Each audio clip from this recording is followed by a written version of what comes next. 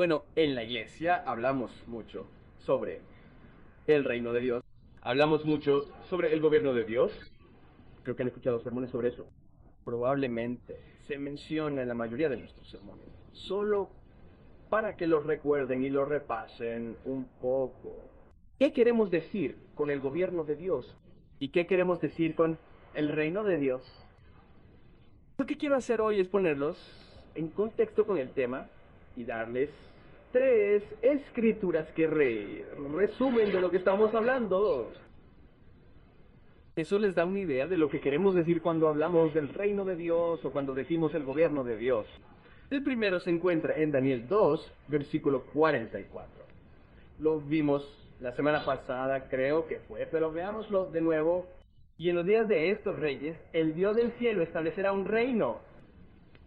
Así que este es el reino de Dios del que seguimos hablando. Y noten lo que dice, que no será destruido. En otras palabras, es un reino que durará por la eternidad. Y el reino no será dejado a otras personas o humanos. Por lo tanto, es un reino que se establecerá. Y es un reino que nunca será destruido. Y se trata de un reino que no estará bajo el dominio de seres humanos. Por lo tanto, cuando decimos el reino de Dios o el gobierno de Dios, de eso es lo que estamos hablando. Estamos hablando de un reino literal que se establecerá, que durará para siempre y que nunca será destruido y que no será dejado a los seres humanos.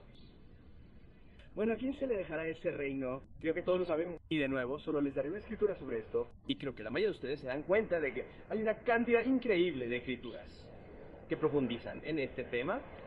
El libro del Apocalipsis, capítulo 19. Menciona: ¿quién asumirá el mando de ese reino? Apocalipsis 19. Comenzando en el versículo 15. Aquí retomaremos solo parte de la historia. Habla de la segunda venida de Jesucristo. Apocalipsis 19, versículo 15. De su boca sale una espada aguda para herir con ella a las naciones de este mundo. Y él las gobernará. Estamos hablando de gobierno.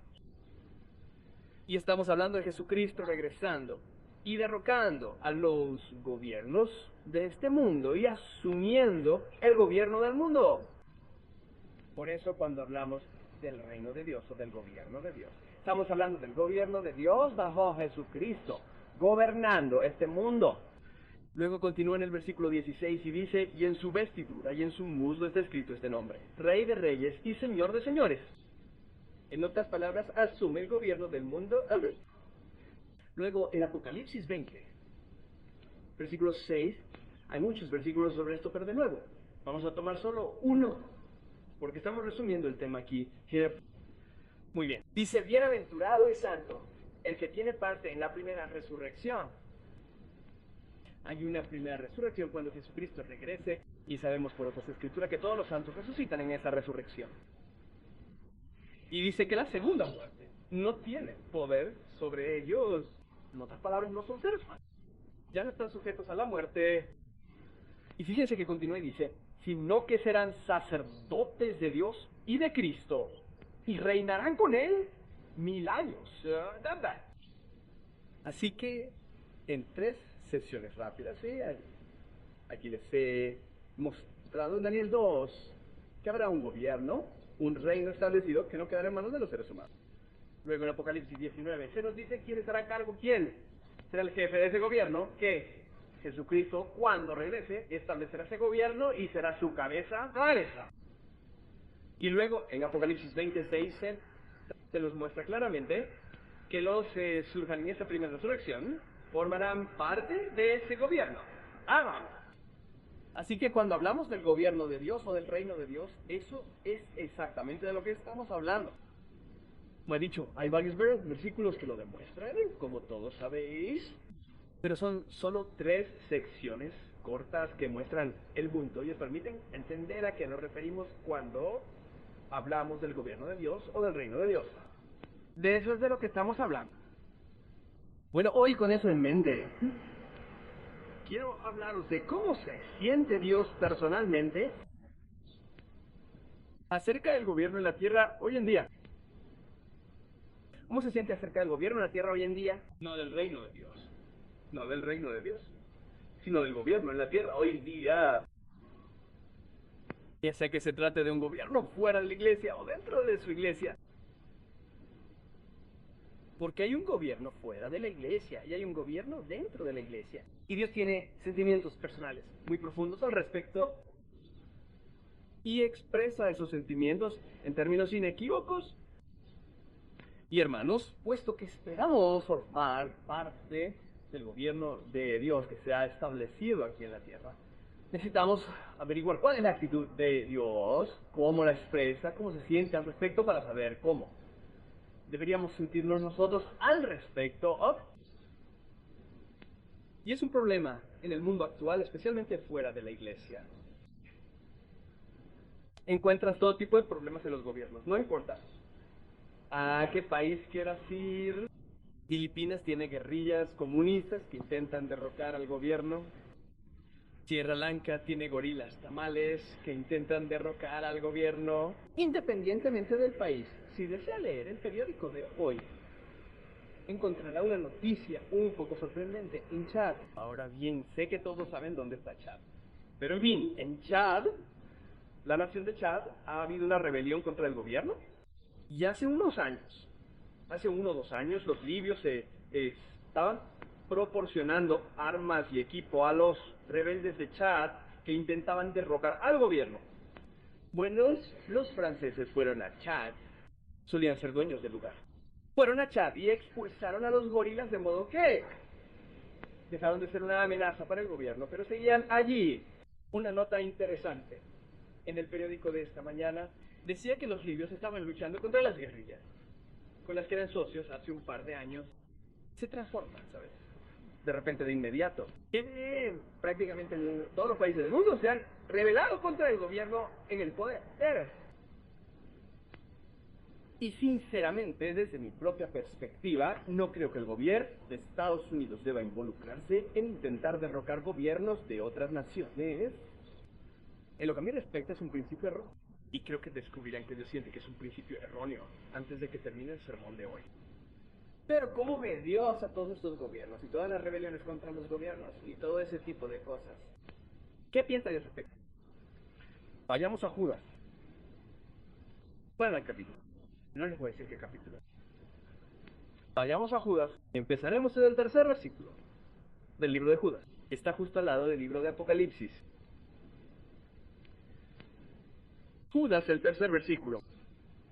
Dice: amados, por la gran solicitud que tenía de escribiros acerca de la común salvación, me ha sido necesario escribiros exhortándoos que contendáis ardientemente por la fe que ha sido una vez dada a los santos.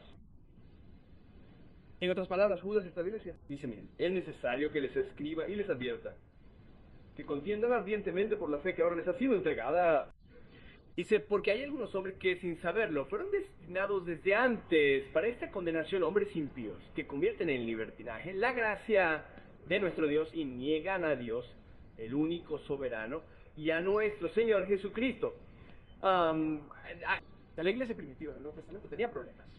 Había gente que se había infiltrado, que enseñaba herejías, que enseñaba cosas que no estaban bien. Enseñaba que estaba bien hacer cosas que no estaban bien. Y luego en el versículo 5 dice: os haré recordar. Dice: recordad esto acerca de este tipo de personas que una vez, aunque una vez supisteis como el Señor, habiendo salvado al pueblo de la tierra de Egipto, después destruyó a los que no creyeron. Dice: miren, necesitan aprender una lección. Recuerden que cuando Dios sacó a Israel de Egipto y los llevó al desierto, los liberó, pero debido a que les desobedecieron, terminó destruyéndolos a todos los que tenían 20 años o más. Y a los ángeles que no guardaron su dignidad, sino que abandonaron su propia morada, los guardó en prisiones eternas, bajo oscuridad en el día del juicio. Así como Sodoma y Gomorra y las ciudades vecinas, las cuales de la misma manera que ellos, habiendo fornicado e ido en pos de vicios contra la naturaleza, fueron puestas, por ejemplo, sufriendo el castigo del fuego eterno. En otras palabras, Dios no toma a la ligera a personas de esta clase y tipo.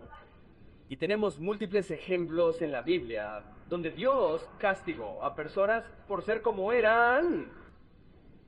Tomemos como ejemplo a los que sacó de Egipto, tomemos como ejemplo a Sodoma y Gomorra, tomemos como ejemplo a los ángeles. En otras palabras, Dios habla en serio. No se lo toma a la ligera. En el versículo 8 dice, igualmente. Ahora volvamos a nuestro tema original del versículo 4, porque algunos se han infiltrado encubiertamente enseñando contra el camino de Dios, convirtiendo la gracia o el perdón inmerecido de Dios en licencia para hacer lo malo. Dice asimismo, todos estos soñadores inmundos contaminan la carne y desprecian el dominio. No quiero abarcar todas las características, pero fíjense en una de ellas. Desprecian el dominio o los gobiernos. Odian los gobiernos y hablan mal de las potestades superiores o de las personas que ocupan cargos o posiciones. Él, sin embargo, Miguel, arcángel de Dios, cuando contendía con Israel, disputando con él por el cuerpo de Moisés, no pronunció contra él el juicio de maldición, sino que dijo, el Señor te reprenda. Y así nos da un ejemplo de cómo los arcángeles de Dios responden a la actitud de Dios hacia el gobierno. Aquí Miqueas estaba disputando el cuerpo de Moisés con Satanás en Gaal. Y no se le permitió, o no se le permitió, presentar una acusación contra Satanás, él mismo. Lo que significa, hermanos, que aprendemos de eso, a ser como Miguel, que no debemos presentar una acusación de maldición contra las personas en el gobierno. No debemos despreciar a los gobiernos. En 2 Pedro, capítulo 2, comenzando en el versículo 9, anda. Dice, el Señor sabe librar de tentación a los piadosos y reservar a los injustos para ser castigados en el día del juicio. Dios sabe cómo hacerse. Dios sabe cómo cuidarnos mientras le obedecemos. Y también sabe cómo cuidar a quienes no le obedecen. Él dice, pero principalmente de aquellos que se guían por la carne, entregados a la locura y la inmundicia, y que desprecian a las autoridades. Así que de nuevo nos topamos con lo mismo. Desprecian al gobierno, son presuntuosos, obstinados.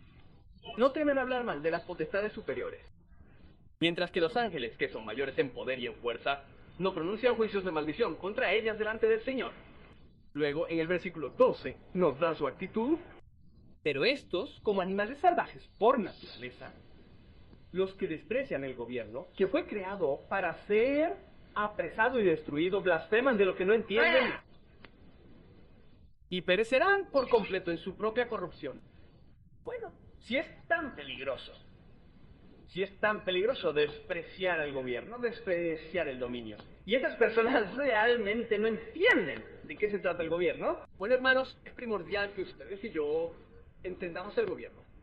Porque es fácil criticar al gobierno dentro y fuera de la iglesia. Eso es lo más fácil del mundo. Pero tal vez sea porque no entendemos. Bueno, estas personas no entienden sobre el gobierno. Bueno, hermanos, necesitamos entender acerca del gobierno y por qué. No debemos despreciar el dominio ni al gobierno. Bueno, hermanos, para empezar, algún día, de acuerdo con esas escrituras que les di al comienzo de este sermón, ustedes están anticipando ser parte del gobierno, ¿no es así? No están anticipando ser parte del gobierno en el reino de Dios o del gobierno de Dios. Eso es parte de la enseñanza. Eso es parte de la comprensión del gobierno. El hecho de que ustedes van a ser parte de él. Bueno, necesitan entender ese gobierno y cómo responderían, cómo se sentirían, cómo reaccionarían ante las personas que intentaran destruir o despreciaran el gobierno del que ustedes formaban parte. Por eso digo que quería traerlo de vuelta a ustedes de una manera personal. ¿Y por qué Dios está tratando de enseñarles lo que está tratando de enseñarles? ¿Y por qué Él se siente de la manera en que se siente al respecto? ¿Y por qué ustedes deberían sentirse de esa manera al respecto? Pues, ¿quieren lidiar con eso? ¿Quieren ser parte de la familia? ¿Gente de Dios o parte del gobierno de Dios que desprecia al gobierno? Personas que están bajo tu mando. Si estás en un puesto gubernamental, ¿quieres que te desprecien? ¿Quieres que te odien? ¿Quieres que se rebelen contra ti? Es un principio erróneo, hermanos. Despreciar al gobierno y odiar el dominio sobre ti es un principio erróneo. Siempre vamos a estar bajo el gobierno, ya sea que estemos en esta vida o en el gobierno o en el reino de Dios. Dios Padre siempre estará sobre nosotros. En Apocalipsis 19 dice que Jesucristo iba a ser el Rey de Reyes o Rey sobre Reyes. Aunque si reúnes los requisitos y llega el momento en el milenio o cuando Cristo regrese en que te conviertas en Rey, habrá un Rey sobre ti y ese será Jesucristo. Y siempre estará Dios Padre sobre él. Dice que será Señor de señores. ¿De acuerdo? Así que te conviertes en Señor en el gobierno de Dios cuando Cristo venga. Pero siempre habrá señores sobre ti. Cristo, por ejemplo, siempre habrá un gobierno sobre ti. Siempre será así por la eternidad. Y necesitamos entender el gobierno y entender por qué Dios quiere que alguien se sienta de la manera en que se siente al respecto. En 1 Samuel 15:23 dice, la rebelión es como brujería. Necesitamos recordar que la rebelión es como brujería. En otras palabras, una religión falsa, una doctrina falsa, una adoración falsa. Y la rebelión es como brujería. La rebelión destruye gobiernos. La rebelión crea confusión. La rebelión crea anarquía. La rebelión crea infelicidad, crea miseria, muerte y destrucción. Para eso es buena la rebelión en cualquier organización. Crea esas cosas. Y la rebelión es como brujería, porque destruye. Y necesitamos darnos cuenta de eso. Y necesitamos comenzar a entender por qué Dios se siente de la manera en que se siente al respecto. En lo que respecta a la rebelión. Y en lo que a hablar mal de las dignidades. O en lo que respecta a despreciar a los gobiernos. Porque Dios está construyendo un gobierno. Y cualquiera que desprecie al gobierno, ciertamente no va a ser parte de él. Muy bien. Ahora echemos un vistazo a las escrituras claras sobre las actitudes hacia el gobierno fuera de la iglesia. Romanos capítulo 13. Romanos capítulo 13, comenzando en el versículo 1. Dice, sométase toda alma y todo ser humano a los poderes superiores. Eso es Romanos 13:1. Porque no hay autoridad sino de parte de Dios. Las que hay por Dios han sido establecidas. Dios que creó a Adán y Eva los puso aquí en la tierra y puso al hombre como cabeza de familia en el gobierno. Y Dios permite los gobiernos, como dice en el libro de Daniel. Él establece gobiernos y los derriba. Así que el sistema que tenemos hoy puede que no sea el sistema de Dios, pero se le permite estar aquí porque Dios creó a los seres humanos que establecen los gobiernos. Así que tenemos que darnos cuenta de eso y no rebelarnos contra ellos. Dios permite esos gobiernos, Él creó al ser humano, lo puso aquí y estableció el gobierno entre la raza humana. Dios es el autor del gobierno, en otras palabras. Cualquiera que se resiste a la autoridad, a lo establecido por Dios, resiste. Y los que resisten acarrean condenación para sí mismos. En otras palabras, es muy grave para Dios resistirse al gobierno. No significa que Dios esté de acuerdo con los gobiernos del mundo. Lo único que digo es que Dios ordenó las leyes que permiten esos gobiernos para existir. Y no debemos resistirnos a una ordenanza de Dios. Y Dios la ordenó, la creó, la puso aquí y permite que funcione. Por eso no debemos resistirnos a él. Él dice, porque los gobernantes no infunden temor al que hace el bien, sino al que hace el mal.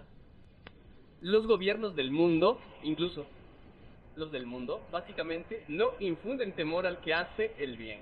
Si obedeces las leyes del país y no desprecias al gobierno, no hablas del gobierno ni intentas derrocarlo, el gobierno no te va a meter en la cárcel. Básicamente vas a poder desenvolverte en esa nación sin que el gobierno interfiera demasiado contigo de una forma u otra. Puede que no te guste el comunismo, puede que no te guste el gobierno, puede que no te guste. Puede que no te guste el gobierno, Pero mientras obedezcas las leyes, mientras desempeñes tu función en ese gobierno no te va a perseguir. Va tras los que quieren derrocar al gobierno, van tras los que desobedecen las leyes, van tras los que se rebelan contra su gobierno. Tienen las manos llenas con ellos. No les importas tú. Quienes gobiernan no deben temer al que obra el bien, sino al que hace el mal. No temerás, pues, al gobernante. Haz lo bueno y recibirás alabanza del gobernante, porque es servidor de Dios para tu bien. En otras palabras, Dios le permite desempeñar esa posición gubernamental para tu bien, de modo que puedas seguir adelante y adorar a Dios como te plazca, sin la interferencia del gobierno. No. Básicamente, en la mayoría de los casos no podemos. Pero si haces lo malo, teme, porque no en vano lleva la espada, pues es servidor de Dios, vengador, para castigar al que hace lo malo. Someteos, pues, no solo por temor a la ira, sino también por respeto a vuestra conciencia. Porque, si por esto mismo os pagan también el tributo, pues son servidores de Dios, que atienden continuamente a esto mismo. Dad, pues, a todos lo que debéis, al que tributo, tributo, al que costumbre, costumbre, al que temor, temor, al que honor, honor. En otras palabras, obedeced las leyes del país. Si no tuviéramos ningún gobierno, ¿cómo sería? Ya sabéis, a veces nos enfadamos con los radares de las autopistas, o quizá nos enfadamos con los semáforos en rojo o en verde. Pero ¿y si no hubiera policías en las autopistas? Me atrevo a decir que no os atreveríais a salir por ellas. ¿Y si no hubiera semáforos ni señales de stop en ninguna parte de Portland? Entonces, ¿quién tiene la derecha? Bueno, ahora decir, bueno, el hombre de la derecha tiene la derecha. ¿Quién lo dice? Si eliminas la ley, él no tiene la derecha. ¿Los cuatro podéis cruzar la intersección al mismo tiempo? Eso va a ser divertido. No hay leyes. Las leyes son las cosas que mantienen en funcionamiento a sociedad.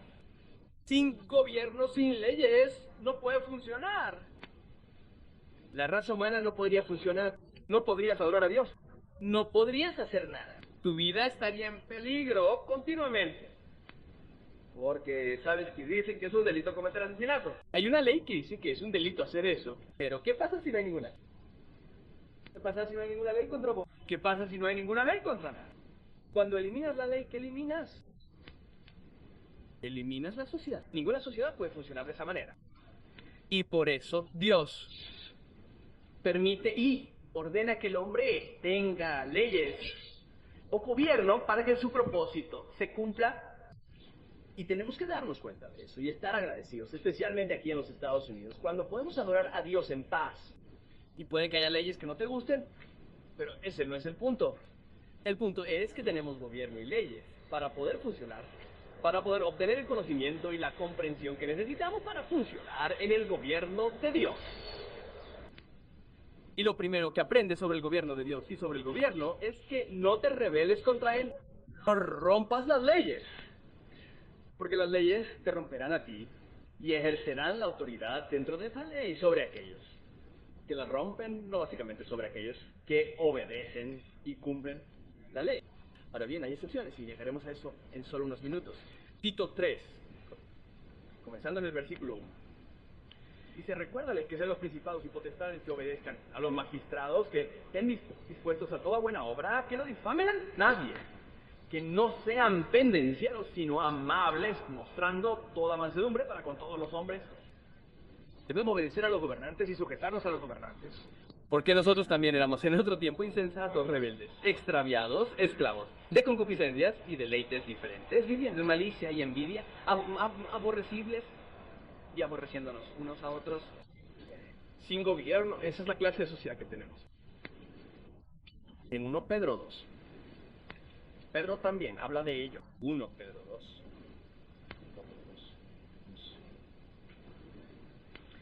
1 Pedro 2, comenzando en el versículo 11, amados, yo os ruego como a extranjeros y peregrinos, que os abstengáis de los deseos carnales que batallan contra el alma, teniendo buena vuestra manera de vivir entre los gentiles, para que en lo que murmuran, vosotros como de malhechores sean humillados por vuestras buenas obras, las cuales os harán sufrir. He aquí glorificad a Dios en el día de la visitación, Debéis someteros a toda autoridad humana por amor al Señor, ya sea al rey como jefe supremo, ya a los gobernadores o ya a los que por él son enviados, para que castiguen a los malhechores y premien a los que hacen bien. Porque así es la voluntad de Dios, que haciendo bien hagáis callar la ignorancia de los hombres insensatos. Por eso nos dice que debemos obedecer al gobierno. ¿Debemos obedecer al gobierno o a quienes ocupan puestos de gobierno? Ahora bien, hay una excepción. Hay una excepción. Y la Biblia nos dice cómo manejarla y cómo lidiar con ella. Creo que es una excepción bastante obvia. Se encuentra en Hechos 5, versículo 29. Hechos 5, versículo 29. Hechos 5, versículo 29, la única excepción. Entonces respondiendo Pedro y los demás apóstoles dijeron: es necesario obedecer a Dios antes que a los hombres.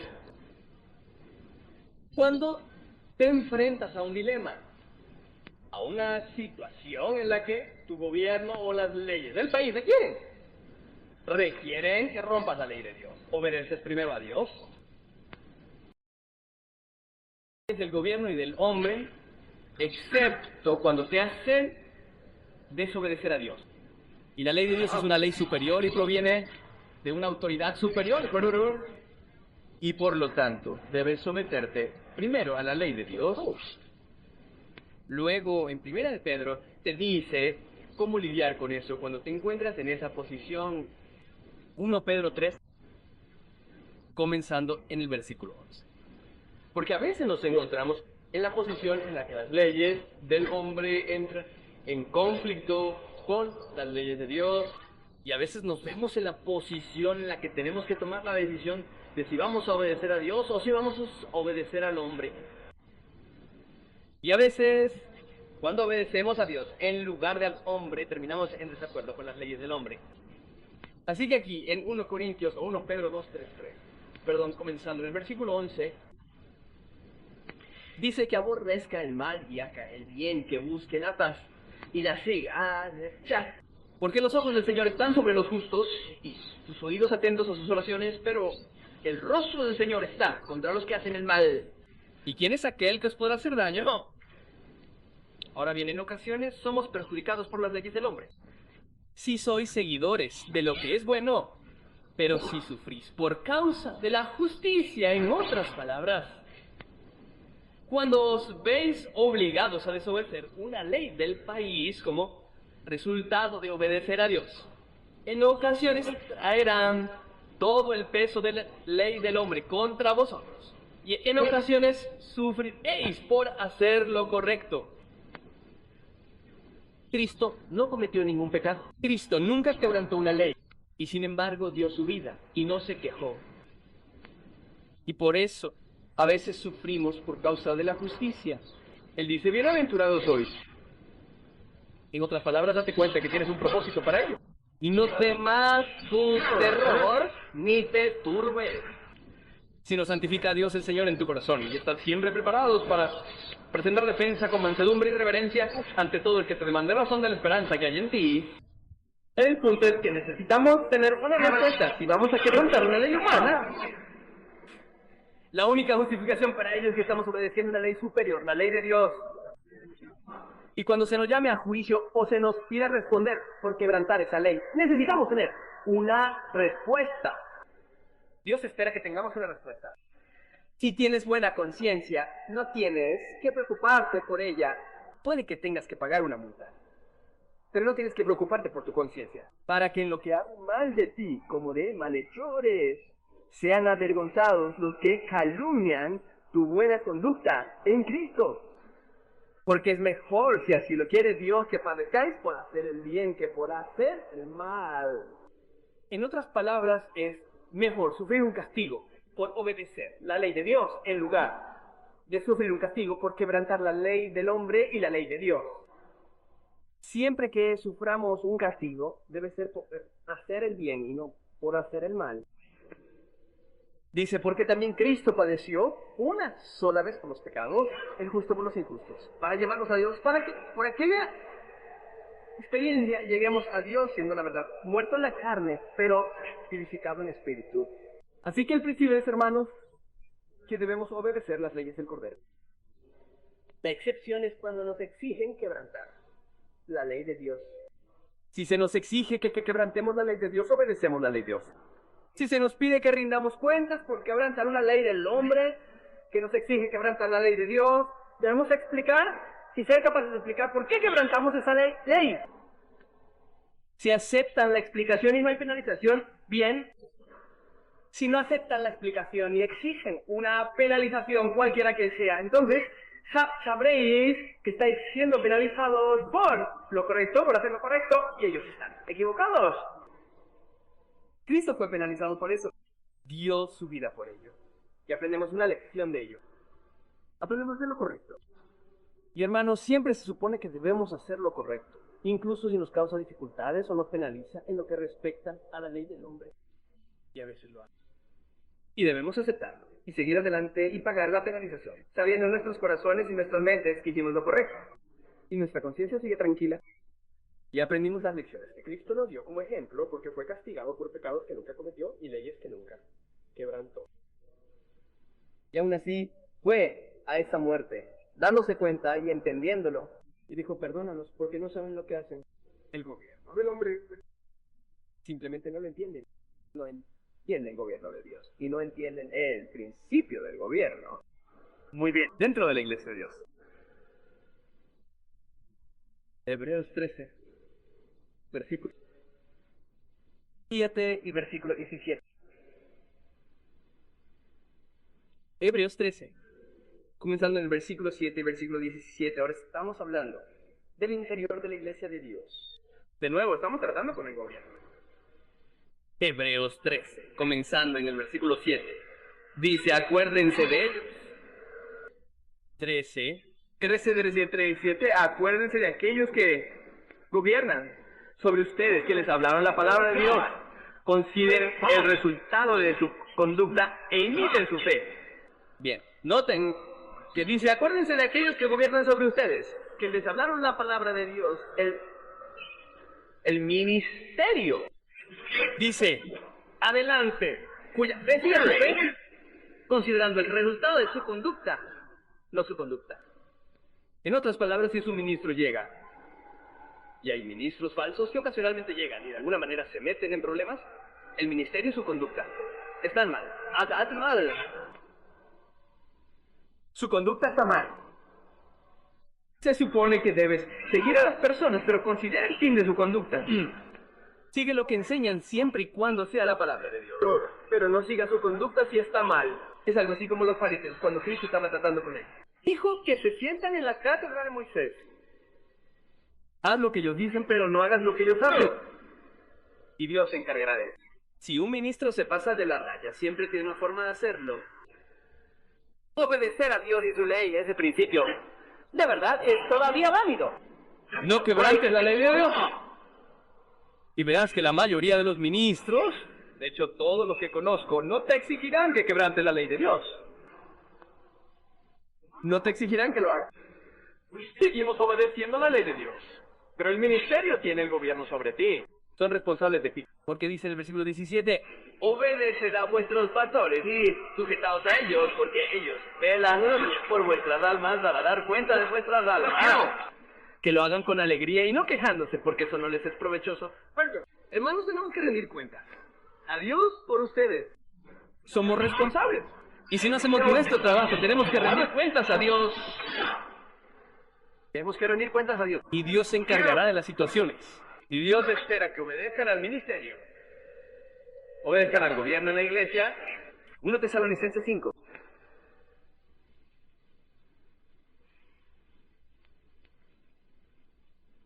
De nuevo, estamos aprendiendo sobre el gobierno.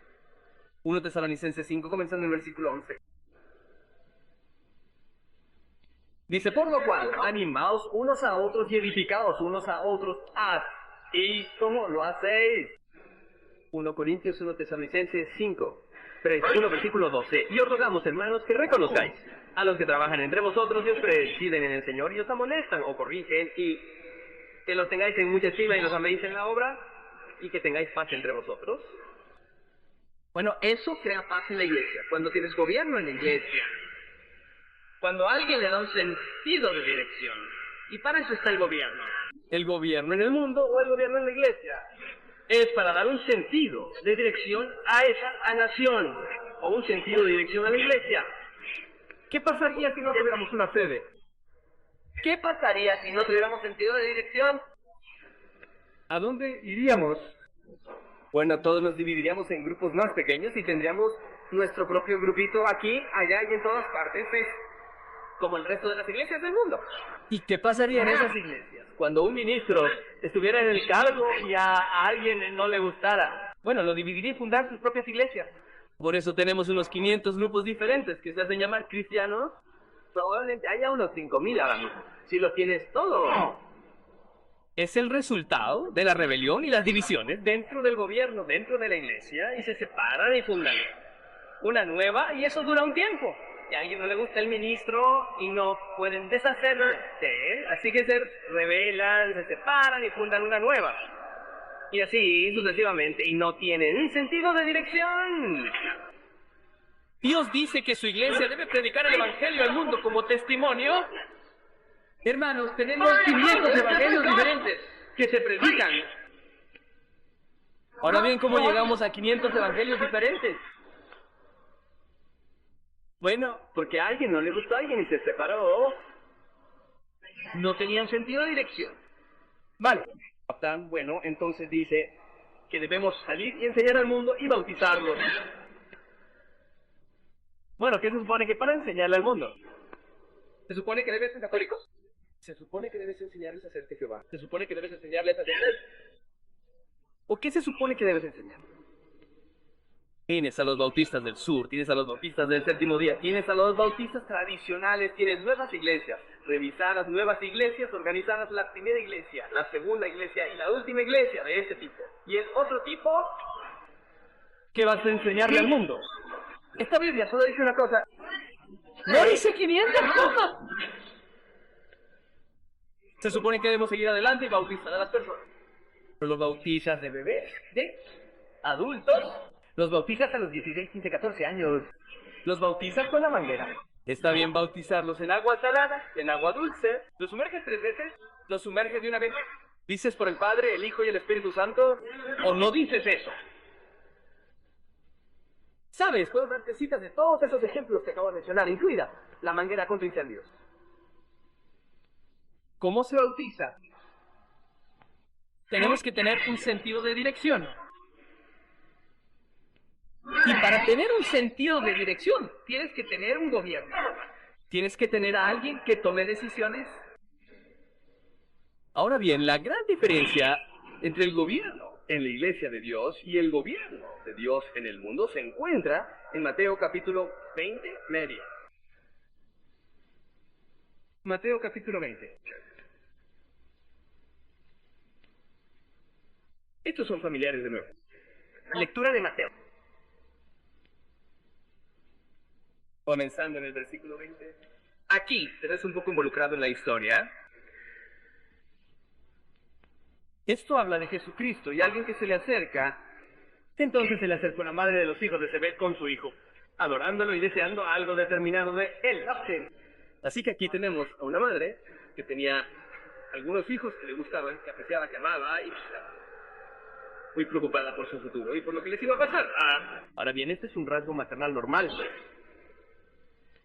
Y él le dijo, ¿qué quieres? Y ella le dijo, concédeme que mis 2 hijos se sienten, uno a la derecha y el otro a la izquierda en tu reino. En otras palabras, darles a mis hijos una tremenda posición gubernamental. ¿Sabes? Ella quería que sus hijos estuvieran uno a la derecha y otro a la izquierda de Cristo. Pero Jesús respondió y dijo, no sabéis lo que pedís. ¿Podéis beber la copa que yo beberé y ser bautizados con el bautismo con el que yo soy bautizada? En otras palabras, y le dijeron, podemos. Y dijeron, muchachos, podemos pasar por cualquier cosa para obtener esa posición, para obtener ese rango, para estar en ese gobierno. Él les dijo, en verdad beberéis de la copa. Él dice, vais a beber de esa copa. Muy bien. Seréis bautizados con ese bautismo. En otras palabras, seréis martirizados igual que yo fui martirizado.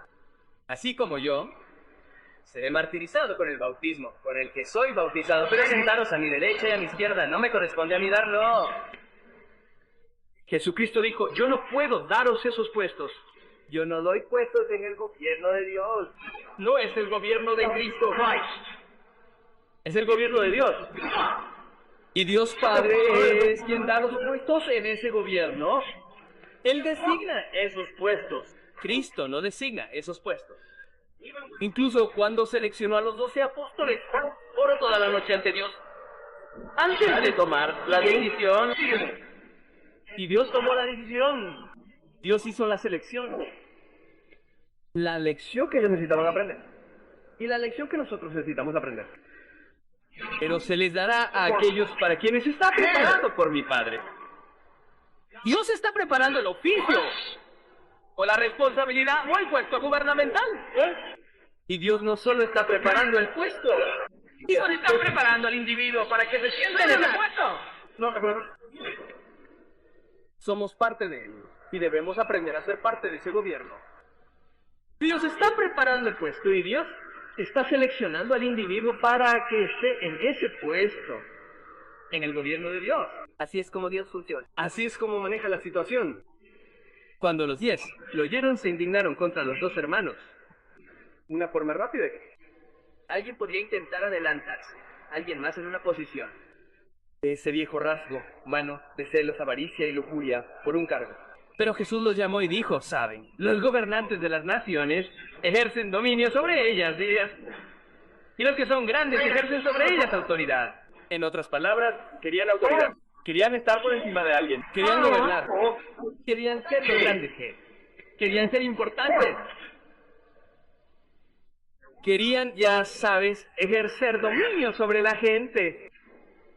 ¿Así es como funciona el mundo? Así es como opera el gobierno del país. Y quedamos atrapados si no tenemos cuidado, hermanos. Pero no será así entre vosotros. El que quiera hacerse grande entre vosotros será vuestro servidor. Esta palabra ministro aquí significa siervo. Viene de la palabra griega diaonos, que significa siervo. Y entonces dice que la persona que va a ser grande entre vosotros tiene que ser el siervo. Pero no se refiere necesariamente a un ministro ordenado. Se refiere a cualquiera que quiera estar en un lugar de responsabilidad en el gobierno de Dios. Tendrá que servir y aprender a servir y a ser un siervo. Y debemos aprender a servir. Y el que quiera ser el primero entre vosotros será vuestro siervo. Así como el Hijo del Hombre no vino para ser servido, sino para servir y para dar su vida en rescate. Por muchos. Jesucristo dio el ejemplo. Fue un siervo de la raza humana. Es interesante cuando vuelve a esa cena de bodas en Lucas capítulo 12. Siempre me inspira porque él va a ser el novio y va a ser el rey de reyes y el señor de señores, y va a haber una cena de bodas y dice que se va a quitar su manto y va a servir a la novia. O a la iglesia, o a los que están en la cena de bodas. Uno pensaría que estaría sentado en la mesa principal. No sé ustedes, pero yo odio la mesa principal. Primero, porque no es necesariamente porque sea más justo que nadie, sino porque a mí me avergüenzan. No puedo disfrutar de una comida con todo el público sentado allí mirándote, comiendo cada bocado. Prefiero sentarme entre el público. No me interesan las mesas principales. Pero ustedes saben, cuando se trata de la boda, Jesucristo no se sentará a la mesa principal. No se sentará a la mesa principal. Nos enseñará la lección tal como lo hizo en la noche de Pascua, cuando lavó los pies de los apóstoles y de los que estaban allí. Eso fue para demostrar que era su siervo, y cuando llegue la cena de boda, servirá la comida. Para demostrar una vez más que no solo como ser humano físico era un siervo de la raza humana, sino como ser espiritual, como rey de reyes y señor de señores, y el que va a ser el esposo y la cabeza de esa casa es un siervo de ella. Y así es como se supone que debe operar el gobierno de Dios en la iglesia de Dios. Pero se supone que debe ser un gobierno de servicio. Se supone que debe ser para el bien de todos en la iglesia de Dios. Es un tipo diferente de gobierno. Y se supone que debemos ser humildes y de espíritu contrito, y no buscar ese tipo de posición, rango u oficio propósito de nosotros en la Iglesia de Dios es servir a los demás. Y se supone que el gobierno de la Iglesia de Dios debe administrarse de esa manera. En 1 Corintios capítulo 12 tenemos la explicación del gobierno. ¿Por qué es y qué es y cómo está establecido en la Iglesia de Dios? 1 Corintios capítulo 12, comenzando en el versículo 4. Ahora bien, hay diversidad de dones, pero es el mismo Espíritu. Esto se refiere a la Iglesia de Dios. 1 Corintios 12 y 4. Y hay diferencias de administración, pero es el mismo Señor. En otras palabras, es la Iglesia. Es la obra de Dios. Es el Espíritu de Dios el que la motiva. Hay diferentes cosas que deben hacerse dentro de esta Iglesia. Y le da a la Iglesia los dones que son necesarios. Y como explicaré más adelante en unos minutos, Él se los entrega así a individuos a quienes Él quiere dárselos. Para el funcionamiento de la Iglesia, para la edificación de la Iglesia. Y para la preparación, para la administración de su gobierno cuando Cristo regrese. Así que también hay diferencias de administración y hay diferencias de operación, pero es el mismo Dios que obra todas las cosas en todos. Pero la manifestación del Espíritu es dada a cada hombre para provecho de todos. En otras palabras, los dones y el Espíritu de Dios y las cosas dentro de la Iglesia son dados para el beneficio de toda la Iglesia. Toda la Iglesia marcha adelante y hace la obra. Todos predicamos el mismo evangelio, ya sea en la iglesia del sur, de Portland, o en la iglesia de Seattle, o donde sea. El señor Lucer no se va a parar allí y predicar un montón de herejías, y predicar otro evangelio y otra doctrina cuando predique aquí el 27 de diciembre. Supongo que sí. Tengo absoluta confianza en lo que va a decir cuando se pare allí. Básicamente sería lo mismo. Probablemente usted tenga mejores chistes que los míos, pero da igual. Todo está trabajando en conjunto. ¿Y la Iglesia de Dios es lo mismo? Lo descubres cuando vas a la fiesta de los tabernáculos. No importa a dónde vayas. A dónde vayas. Es lo mismo donde quiera.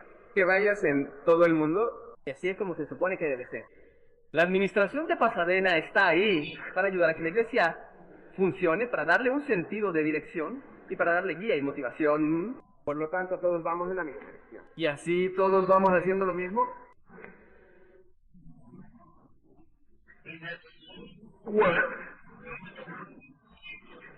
Posteriormente, en el versículo 11 de este capítulo, menciona más todas estas obras, un solo y mismo espíritu, repartiendo cada uno y como Él quiere. Recordemos que es la Iglesia de Dios.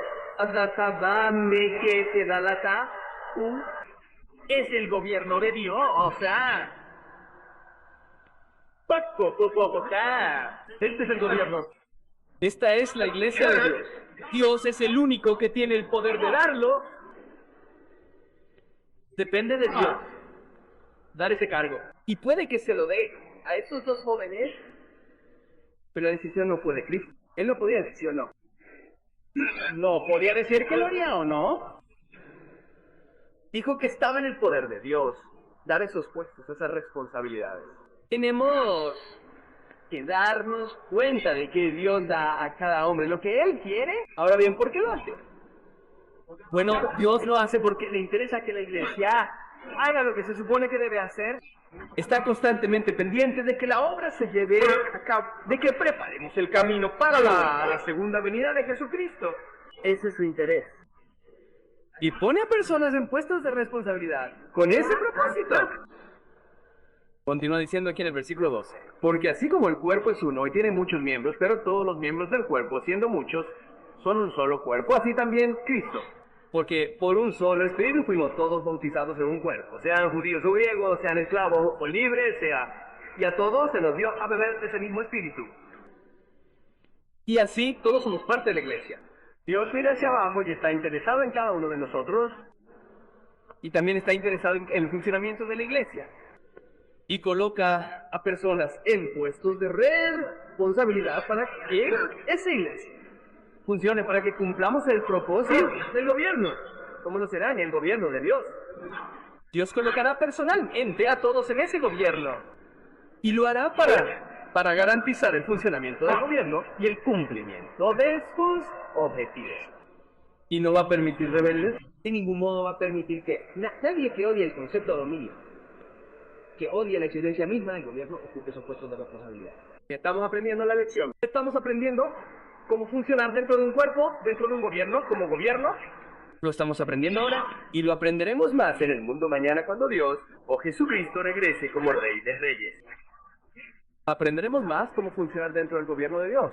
Apenas estamos empezando a aprender cómo funcionar de esa manera. El versículo 18 dice: pero ahora Dios ha colocado a los miembros, cada uno de ellos, en el cuerpo como Él quiso.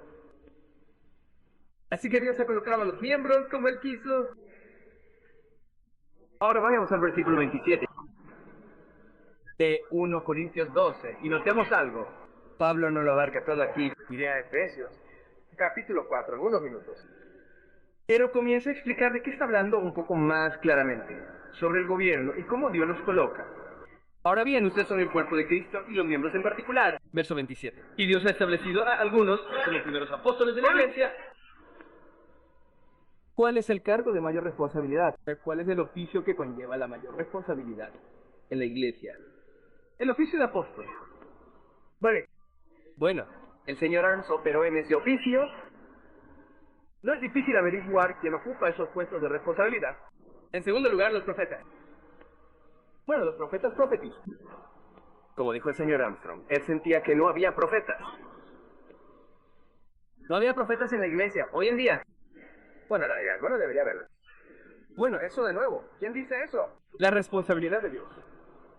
El señor Armstrong dijo que no era un profeta. Manifestó que todo lo que aprendió y a su vez enseñó se encuentra en la Biblia. Estaba en las Escrituras. Así que no profetizó nada. Lo único que hizo fue tomar lo que Dios le reveló en las Escrituras y citar las Escrituras. Ahora bien, un profeta no cita las Escrituras. Un profeta es una persona que viene y profetiza algo que no está en las Escrituras, pero que se basa en ellas. Por ejemplo, el profeta Jeremías, el profeta Isaías, etc. Y en el Nuevo Testamento había un individuo que profetizó una hambruna en la región de Judea. Y hubo una hambruna en la región de Judea y él la profetizó. Pero no citó ninguna escritura del Antiguo Testamento. Ahora bien, puede que llegue el día en que haya un profeta en la iglesia de Dios, pero hasta ahora, hasta donde yo sé, no hay ningún profeta. Ahora bien, si hay un profeta en el futuro, Dios se encargará de eso. Dios se encargará de eso porque es su iglesia. Es su responsabilidad. Si Él cree que no necesitamos un profeta, que así sea. No necesitamos un profeta. Tenemos las Escrituras. Y si necesitamos un profeta, bueno, Él también se encargará de eso. En tercer lugar, después de eso, los milagros, luego los dones de sanación, las ayudas, los gobiernos, las diversidades de lenguas. Ya sabes, algunas personas se preocupan por qué no tenemos el hablar en lengua. Básicamente, algunas personas ni siquiera entienden el tema en particular. Pero si no lo tenemos, ¿de quién es el problema?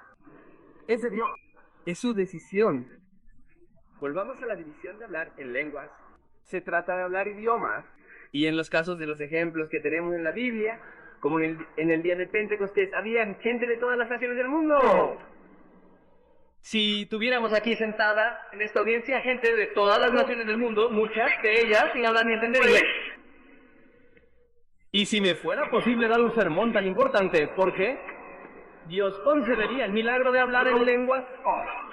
¿Porque quería edificarme a mí o a otra persona? No, porque quería que la audiencia viera, escuchara y entendiera el mensaje. En Hechos, capítulo 2, con mucha atención. Verán, Dios es responsable de todas estas cosas. Y dice, pero codiciar. Y la palabra codiciar aquí es una mala traducción, debería ser desear. Dice, desead ardientemente el mejor don, y sin embargo, os muestro un camino más excelente. Dice que está bien desear un oficio de servicio. No hay nada malo en ese deseo de tener esa responsabilidad en particular. Dice, sí, te mostraré un camino más excelente. Y el hombre dividió los capítulos, no Dios. ¿Y qué hizo? Siguió y habló durante 13 versículos sobre el amor. Y finalmente lo resumió. Y ahora permanecen la fe, la esperanza y el amor. Estos tres. Pero el mayor es el amor. Si quieres desear el cargo de mayor responsabilidad posible dentro de la iglesia, aprende a los hermanos y a amar a Dios de la manera que Él dice en las Escrituras. Esa es la posición o responsabilidad más alta, la manera más elevada en que puedes servir y es lo más importante para cualquier persona en la iglesia de Dios. Estas otras responsabilidades se desvanecen en la insignificancia y la falta de importancia cuando empiezas a comparar el amor con ellas. Porque si no tienes amor por los hermanos, amor por la humanidad y amor hacia Dios, te estás quebrantando los 6 últimos 10 mandamientos